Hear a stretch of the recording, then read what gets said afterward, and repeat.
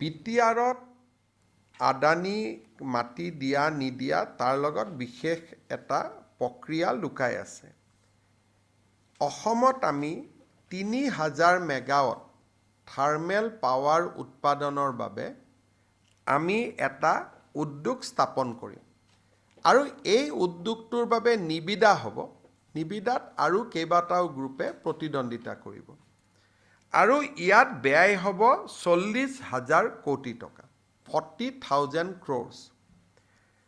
আমি ভাবিছিলোঁ যে জাগিৰোডৰ দৰে সমান ইনভেষ্টমেণ্ট এটা যদি কোকৰাঝাৰত হয়, তাৰ ৰাইজে আমাক আদৰণি জনাব আৰু BTADৰ উন্নয়নৰ প্ৰক্ৰিয়া ত্বৰান্বিত হ'ব। কাৰণ 40,000 crores ইনভেষ্টমেণ্ট মানে মিনিমাম 1 লাখ মানুহে ডাইৰেক্টলি ইনডাইৰেক্টলি তাত এমপ্লয়মেণ্ট পাব।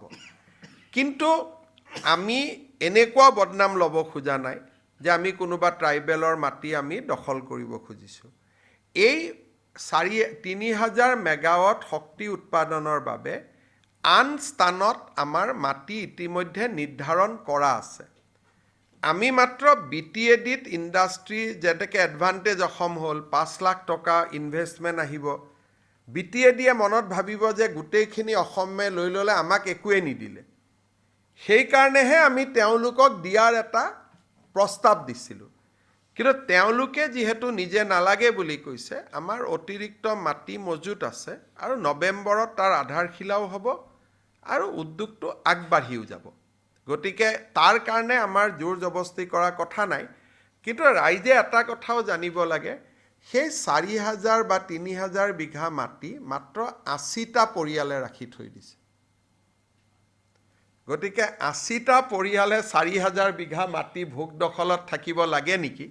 গতিকে মই আহ্বান জনাম যে তাত আদানী নহয়, অন্ততঃ মেডিকেল কলেজ হওক, ইঞ্জিনিয়াৰিং কলেজ হওক, কিবা ভাল কামত সেই মাটিখিনি ব্যৱহাৰ হওক।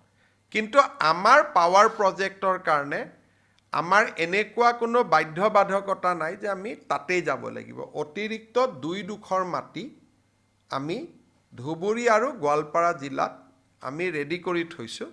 গতিকে তাৰ পৰা যদি BTAৰে ভাবে যে আমাৰ ইয়াত নালাগে, আমি ডেফিনেটলি ধুবুৰী বা গোৱালপাৰাত এই প্ৰজেক্টটো কৰিম। কাৰণ উইদাউট শক্তি 2029 চনৰ পিছত অসমৰ এটা ঘৰতো লাইট নজ্বলিব যদি আমি পাৱাৰ প্লাণ্ট নকৰোঁ।